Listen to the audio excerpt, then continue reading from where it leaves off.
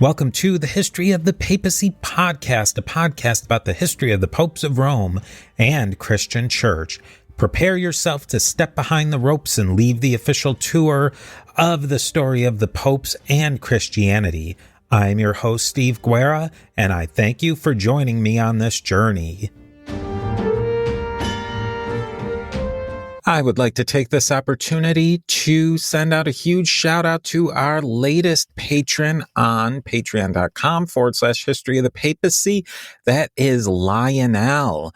Thank you so much, Lionel, for choosing to support the history of the papacy at the Antioch level. Just a quick note, if you are listening to this episode more or less when the time it was released in and around the November-December of 2023.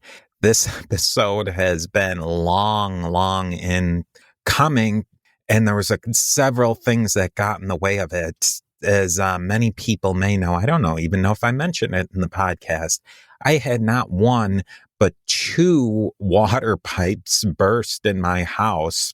It's a long story. It took a long time to get the first one fixed. The second one, I'm currently trying to fix the damage that was done. So that's cutting into podcasting time. And then I went and I recorded the entirety of this episode and a couple of other episodes. And for some reason, the recording did not work properly. So I couldn't use the audio. I suppose I could have used it, but it just wasn't. The quality wasn't where I wanted it to be, so I decided to just scrap it. But we're going to give this another go. I hope you enjoy this episode. I will keep posting updates, especially on our next series. That I have a front runner right now, but if there's some idea that you have of what you'd really like to hear in the next series, definitely send that in to me. I have a lot of different ideas. American history combined with church history is something that is definitely going to happen. Will it happen next? That's up to you. Go back to the Middle Ages, do something that's a little bit more thematic, maybe do something that's stepped out of the normal idea of the papacy, but still related to Christian history. There's a lot of choices, so definitely let me know what you think.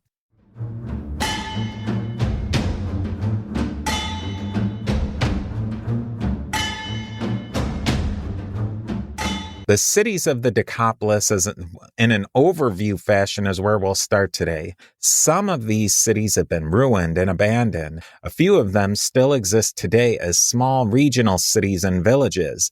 Some of the cities are great capital cities of major nations, and some have been lost to time. So here's the standard list that I'm going to stick to today, with some exceptions, but we'll get to that. Philadelphia, now known as Amman, which is the capital of the Kingdom of Jordan. Damascus, which is the capital of the modern nation state of Syria. Some scholars don't place Damascus on the list of the canonical cities. We'll discuss that in a bit. I wanted to include Damascus because it's such an important location in the history of Christianity, and it does fit, even though it's an outlier. I think it's important. In a lot of ways, all of these cities are outliers, but I think it's an important city to include on the list.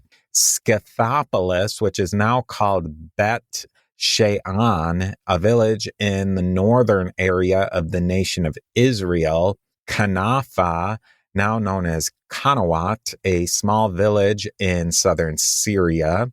Gadara, also known as Gerasa or Gergesa, it was an abandoned city during antiquity, and it's located near the modern-day city of Qais in northern Jordan. Rafana, another city abandoned during antiquity, located southeast of Damascus in the Syrian desert. There's Hippos, also known as Susita or Hippos Susita, was abandoned during late antiquity and located in the Golan Heights district of modern Israel. Pella, also known as Phil, was abandoned and was located in the northwestern corner of Jordan. Jerash, located in far northwestern Syria.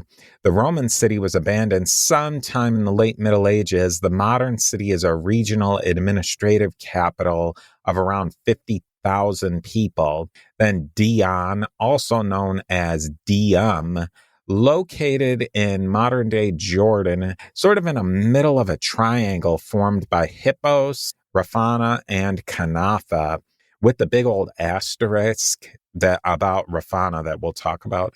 I figured I'd start with the largest modern city and also the furthest south city, Amman, Jordan, known in Decapolis times as Philadelphia.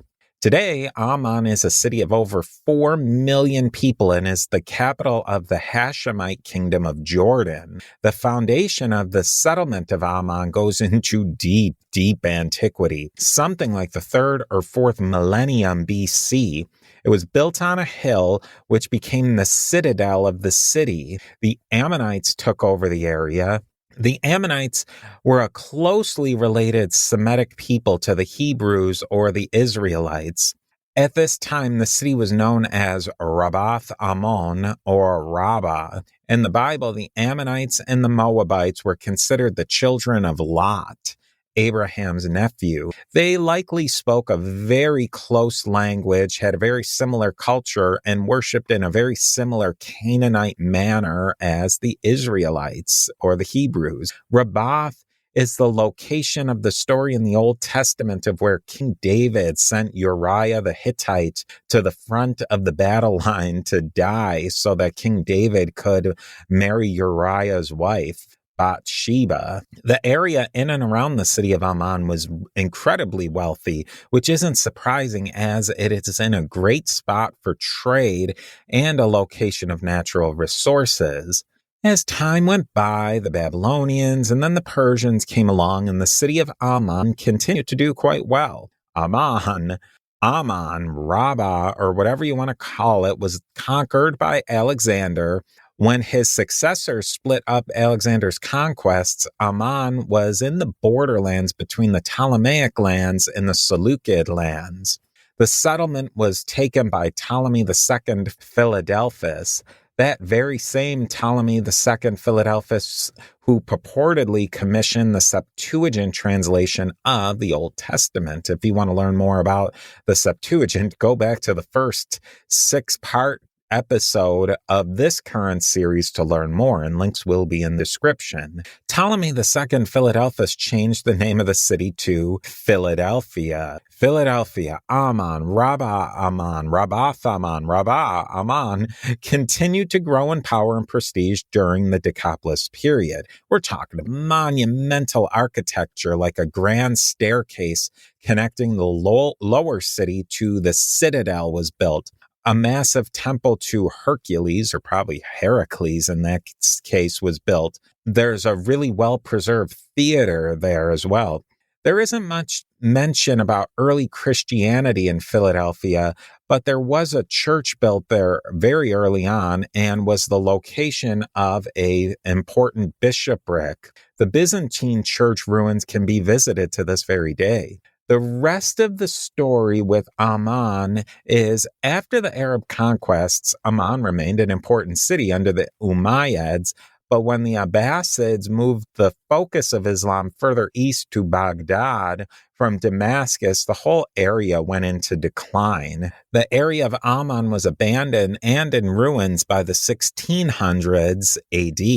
It wasn't until the area was repopulated in the 19th and the early 20th centuries that Amman continued its growth trajectory.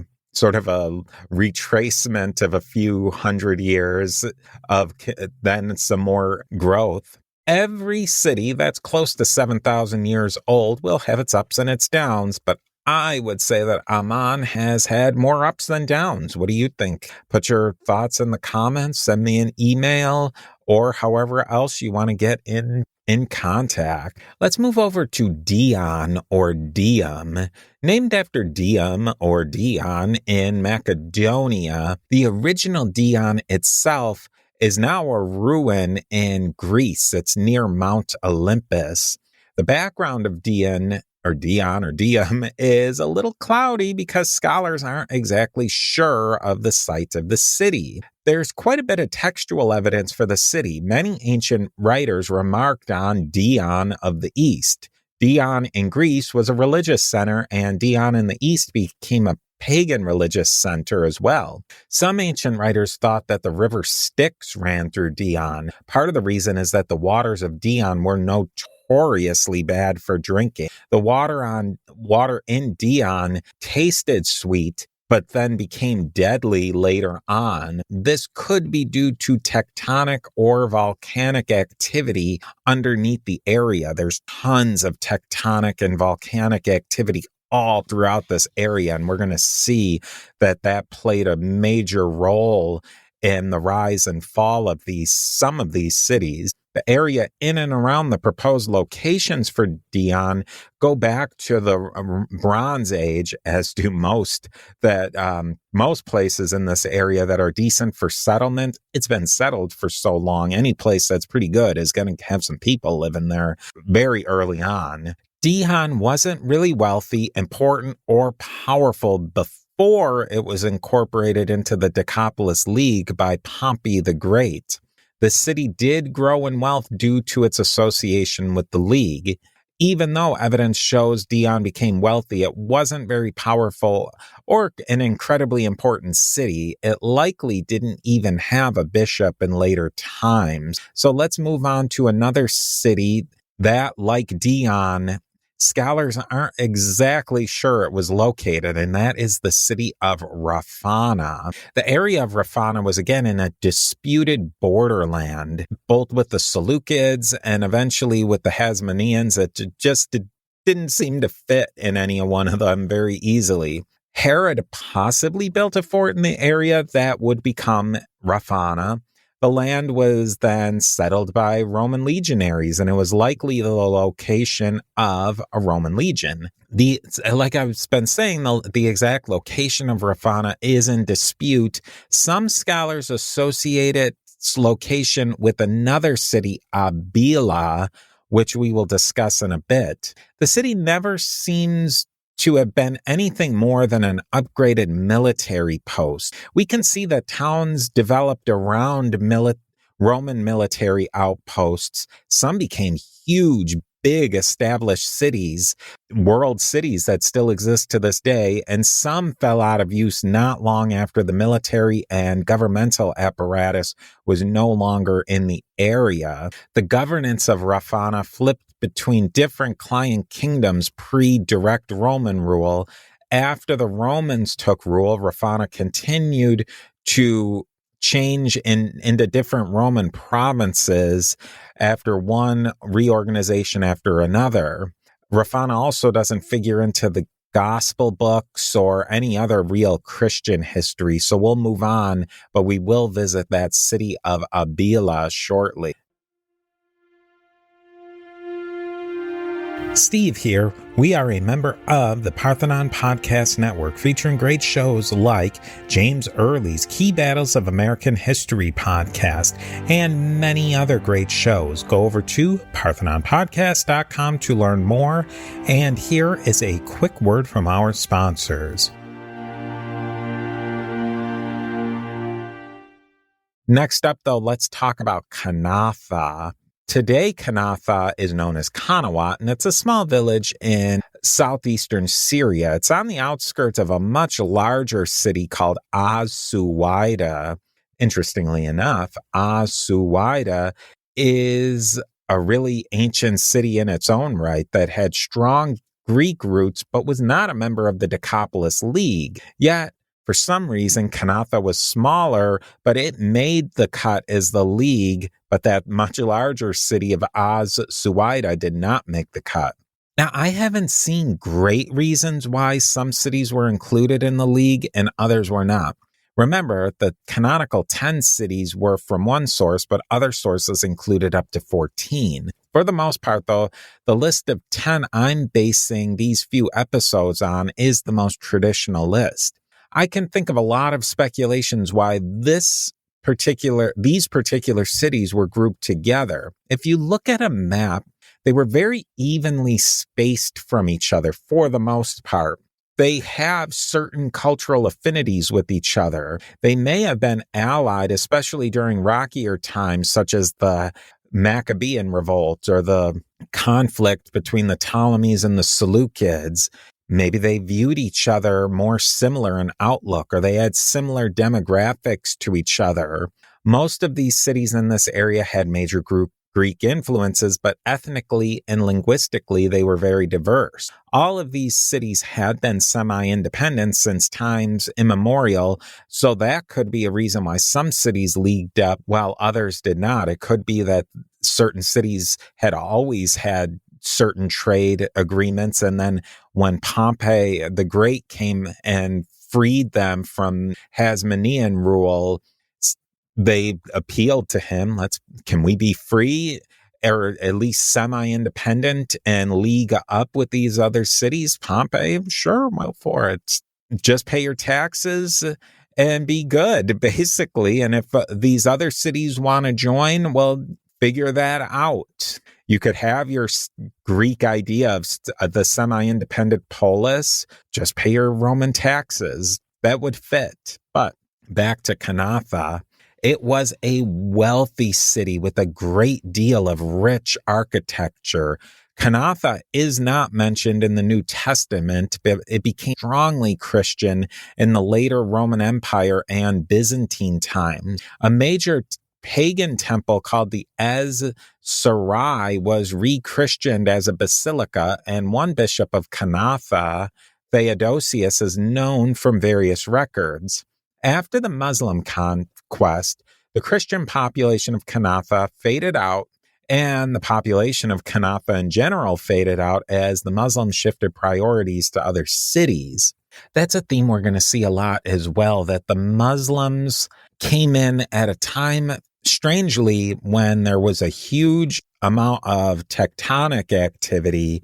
Then the Muslims come, and because their focus is not so much directed to the West like the Roman Empire was, they had more of they're in the middle. They have trade connections to the East and the West. They shifted these trade routes, and that's another reason why a lot of these cities and towns of the Decapolis faded out. It was at least a double hit of earthquakes and some natural disasters along with the Muslim conquests. But that's, again, we'll continue to develop that idea. In modern times, Qanawat is a village of a few thousand, primarily of the Druze people. Now, we're going in no particular order here, so we'll go to Gerasa or Jerash. Probably more like Jerash, but I'm sure I'm butchering all of these names, so please give me some latitude on that. Jerash is approximately 30 miles or 50 kilometers north of Amman, Jordan, or Philadelphia, which is the most southern city. One thing to keep in mind with these Decapolis cities is that for the most part, and really with one exception, they're all very close to at least one other city. Most of the cities were no more than a day's ride from the nearest Decapolis outpost, and even less in many cases. It's hard to get exact routes that the ancients would have used. It's also difficult to get walking routes based on today's road system, which in many cases follows ancient road systems,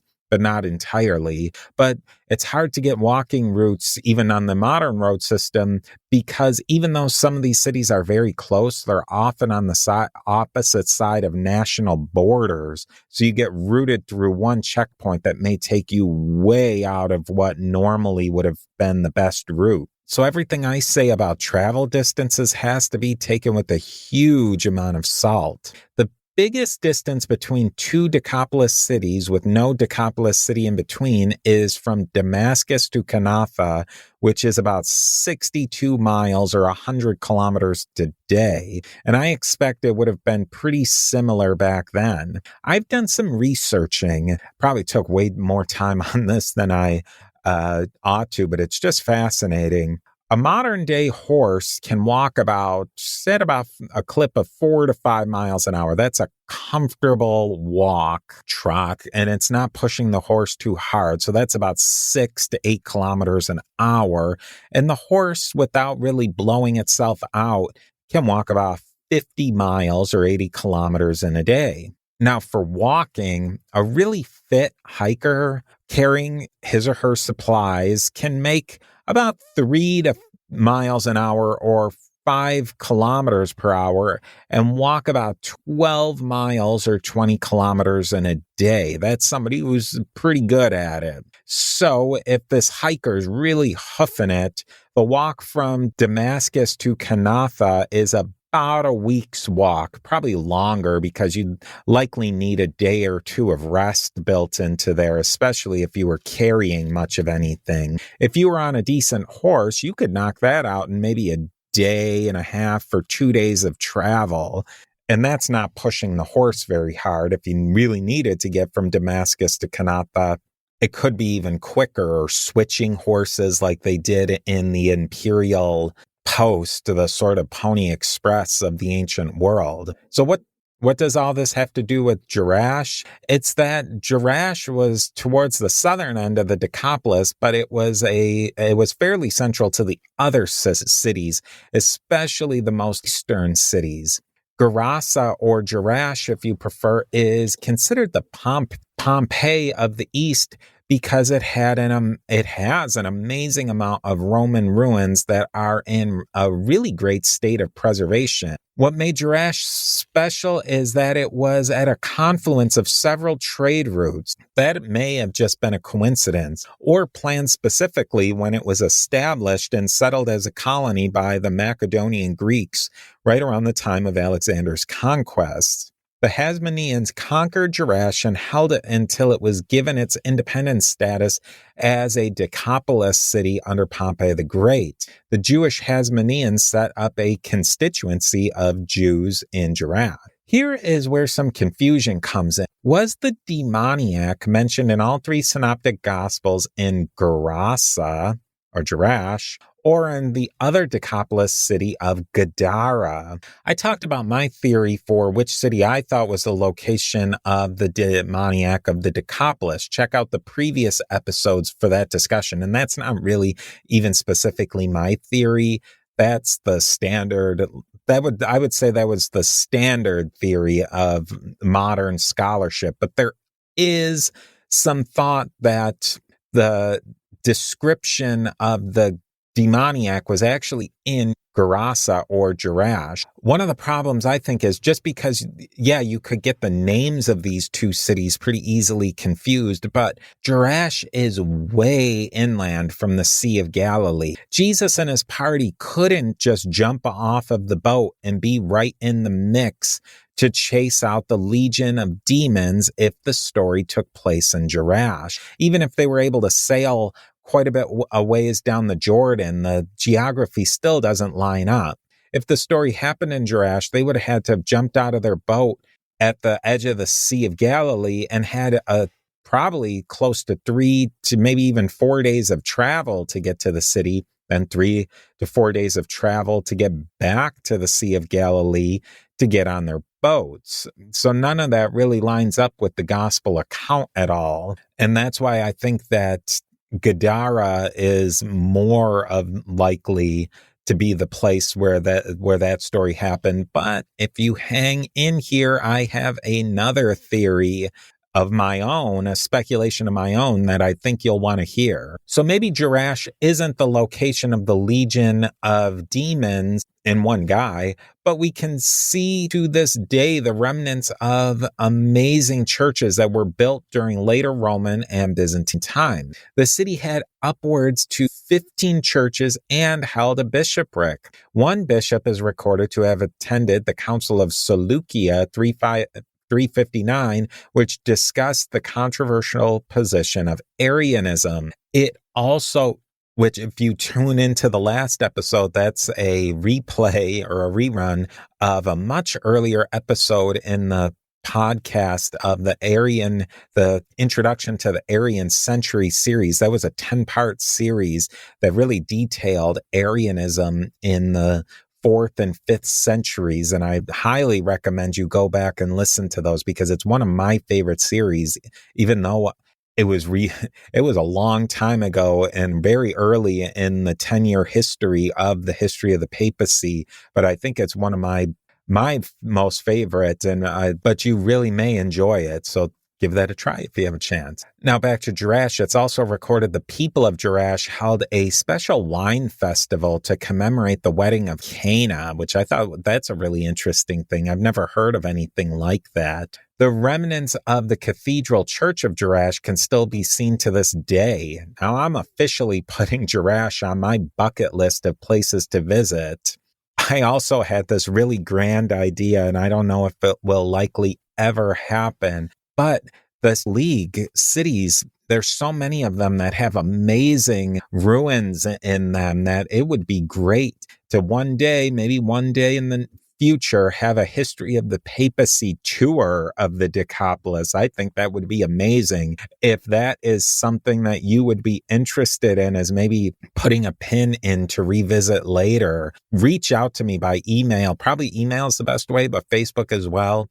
And we can talk about that because I think that could be really cool. Now, the cathedral by itself looks amazing. It was huge with several chapels stretched across a few streets and has some interesting architectural elements. It also had near it, almost touching it, probably in the same yard, you might call it, a complex used for stone cutting. It held a really complicated water-powered saw machine, which cut the stone into thin strips, which would probably be used as facing for buildings. And I imagine that could have been a trade item as well, to have such a complicated industrial machine. And it was probably almost certainly connected with the church, which is really interesting as well. So let's leave Jerash and travel up the road about 60 kilometers to another city, which was more likely the location of the demons and the pigs, Gadara. Before we do that, though, we have 5 more cities of the classical Decapolis list, but I'd like to add an 11th city as an honorable mention. Abila is mentioned in some Decapolis lists, but not in others. And there's, like I was saying earlier, there might be some confusion of Abila with at least Rafana. So it deserves a little bit of attention. Abila, now known as Quawaliba, I probably butchered that one, but it was worth a try. I think even if I had studied that one for hours, I wouldn't get it. But Quawaliba is about 10 miles or 16 kilometers due east of Gadara. At times, some scholars have associated Abila with Rafana because the precise location of Rafana hasn't been determined yet, but this Abila is right here and it's in that vicinity. I should mention, check out on the Facebook page or the Facebook group, which is linked in the description. I made up a map of pinpoints with all the cities, and I really think you should go and check that out if you get a chance, because it really helps you visualize all of these, and it starts to make really clear. You can see the connections between these cities, but check that out if you get a chance. Links in the description. Abila wasn't a large city at the time, but it was fairly wealthy considering it was on the smaller end of regional cities. It's mentioned to have a bishopric, but that's not surprising, as any city of any size that had at least a few Christians had a bishop. Abila was big enough to have at least 5 churches throughout its history. An earthquake hit the area around the same time as the Muslim expansion into the area of Abila, and these 2 events led to the eventual downfall of Abila, which ended its prosperous regional community status.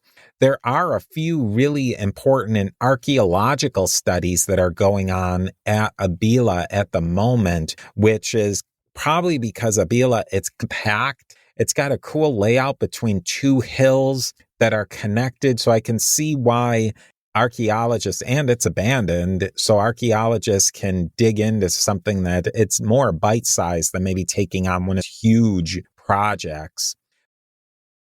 Oh, can I get your attention for just a second?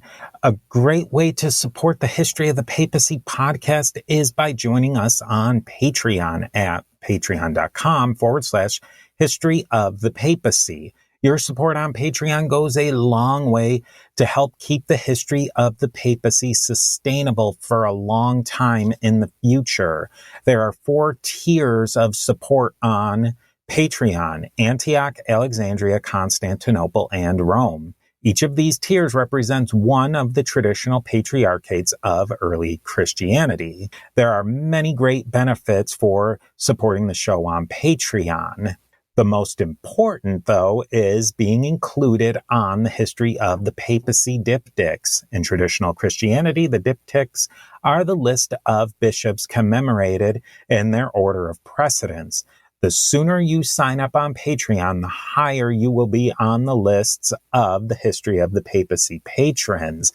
But let's move on. Gadara, lakeside views and pig farm. Gadara, or Gadaris, is now close to Kais, and Kais may have been a branch off of Gadara, or when Gadara started to die out, they shifted the community to be more practical, but Kais is the closest community. Kais means mother of Kais. Kais is a fairly Arabic surname, but the name Kais is probably a derivative of Gadara or Gadaris, which itself was derivative of a more ancient Semitic language name for the city, or Canaanite name for the city. We discussed the city in much detail in the previous Decapolis episodes, so definitely check those out. As with most decently habitable sites in the Levant, the area has evidence of human habitation since at least the Stone Age. There's no evidence for any major settlement, though, until Macedonian time. Sources in the 700s, about 1,000 years after Macedonian times, say that after Alexander's armies conquered the area, a military colony was established. Even though that source is a long way off in time, it makes sense. The area of Kais is at the top of a strategic plateau. From the top of the plateau, you can see clear to the north side of the Sea of Galilee, the Yarmouk River system, and the plains surrounding the city. It really has everything a settlement needs. Pretty close to access to water, arable land, defensibility. Really, what else could you ask for? The city became very wealthy during the Seleucid period, facilitating trade between the Nabateans to the south and the Mediterranean world. The city fell on some hard times with the weakening of the Seleucid power in the area. Gadara was then conquered by the Hasmoneans, but over the course of about 30 to 40 years, the Hasmoneans and the Nabateans fought for control of the city in the area, which this fairly much wrecked the city. Then, like many other cities of the Decapolis, Gadara was conquered by Pompey the Great and given a large amount of autonomy in the Decapolis League. Gadara was then built up again by the Romans and the Greeks. The next several centuries saw a great increase in wealth. Gadara became Christianized and a bit of a tourist attraction for Christians wanting to visit the cave where Jesus exorcised the Gadarene demoniac. It looks, too, like you can still visit that area. So let's put that on the list as well if we have a History of the Papacy Decapolis tour and meetup. Gadara was also seen as something of a vacation retreat for Greeks and Romans, and you can see why. Great weather, great views, and a wealthy town. After the Battle of Yarmouk and the conquest by the Arabs, the center of gravity started to change in the area. Christianity faded out, along with the importance of Gadara in the trade route network. Now let's talk about the Gadarene demoniac. It's mentioned in all 3 synoptic gospels. Like we said, some try to make the case that the story was from this story took place in Jerash. I don't think so personally. Gadara makes much more sense. As the crow flies, the caves outside of Gadara are only about 4 miles or 6 kilometers from the tip of the Sea of Galilee. So, and there are cliffs right near the cave. They don't drop directly off to the sea. The geography is close. It also makes sense that Jesus and his company could travel from their headquarters on the northern tip of the sea to the southern end, and then up to those caves and the timeline laid out in the gospel. That just is very unlikely in Jerash. But hold on, I've got more theories on that. Just hang in there. We're going to head due north now out of Gadara on what was likely less than a day's travel up to Hippos or Susita or Hipposusita. If the Bible didn't say anything that the healing of the demoniac happened in either Gadara or less likely the city of Jerash, I would have said that it was most likely to have happened in the city of Hipposusita. Hipposusita sits on a tell or a hill or a promontory in the middle of the eastern edge of the Sea of Galilee in what is now the Golan Heights region of Israel. The modern kibbutz town of Ein Gev sits at the bottom of the 350 meter or 1,100 foot tall tell or hill. There are 2 what you might call rivers, but in my parlance, you might call them streams or creeks on either side of the tell. These provide another level of natural protection to this hill community. The kibbutz Ein Gev is on the flats below the hill of Hipposusita.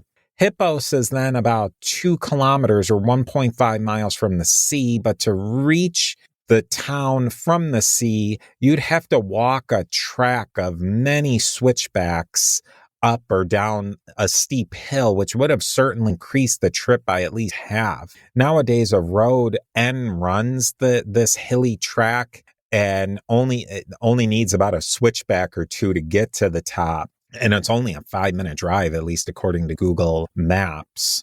And my thought is that where the kibbutz is now called Ein Gev, I would wager anything that there was a village at the bottom of the hill as well.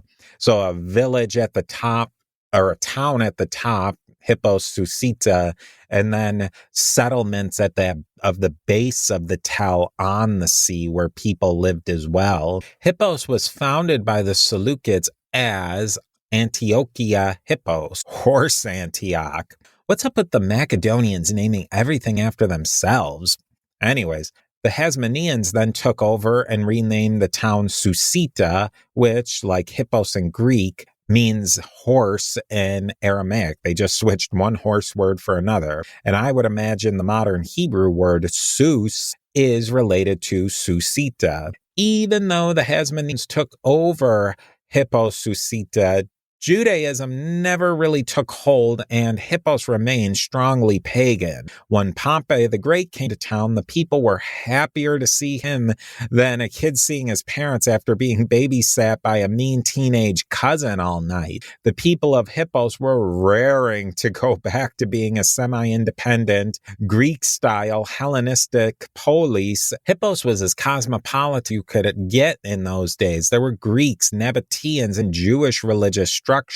The area of Hippos was only about 35 acres, which is, I don't know in metric, and I don't really know how to visualize that amount of area, but it wasn't a huge amount of space up there. There also wasn't a ton of housing, so the walled area on the top of the hill of Hippos was most likely reserved for government, religious, and high status living, leading to my idea that the majority of the people lived down at the bottom of the hill closer to the sea. The people of Greater Hippos, or the area, and it's probably worth mentioning, these cities of the Decapolis weren't just their own town. Like the 35 acres of Hippos wasn't their only area. Like a polis of Greek variety. They controlled a greater area around the city. So the countryside around that might even be dotted with small villages was controlled by the city, the polis or police, if you prefer,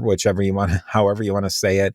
But that area was controlled by the city, the agriculture. And if there was sea resources or anything else was in that greater area. As far as religion went, hippos may have been referred to indirectly by Jesus in the Sermon on the Mount or the Sermon on the Plain. Hippos would have been easily seen from anywhere along the Sea of Galilee region. The Byzantine church in Hippos even shows loaves of bread in its floor mosaics. That could have been a coincidence, or it could have been that Jesus was talking about and referencing hippos, which would have been beautiful in the distance anywhere that Jesus would have been standing for this Sermon on the Mount or Sermon on the Plain episode in the Bible. During the various Jewish revolts of the 1st century AD or CE, Hippos was attacked. By later Roman and early Byzantine times, Hippos was a Christian city through and through. The city was many well-adorned churches and a cathedral, which really, by trade and culture and religion, Hippos was a powerhouse city during Roman and early Byzantine times. It was the breadbasket of the entire area, which may have been another reason why it had loaves of bread on the mosaics of the cathedral floor, and it may have been why Jesus could have been referring to the city. It had flourishing trade, and it was a rich fishing depot for the entire Sea of Galilee region. In a familiar story, Hippos's power began to wane during the early Arab conquest period as trading routes changed. An earthquake hit in the mid-700s, and that's really spelled the death knell of Hippos. Not having the trade routes, being up on a mountain with limited water access, which the water would have had to have been brought in by different, which were likely destroyed in the earthquake, didn't do well for this city and pretty much ended it. Hippos Susita wasn't even rediscovered until the 19th century. We're going to leave it at that for today.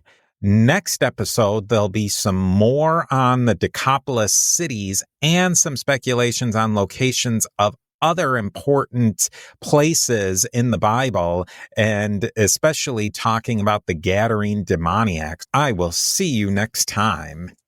Before we go, let us commemorate the Patreon patrons on the history of the Papacy Diptychs. We have, at the Alexandria level, Roberto, William B., Brian, Christina, Alex, Augustus, Judy, and Max.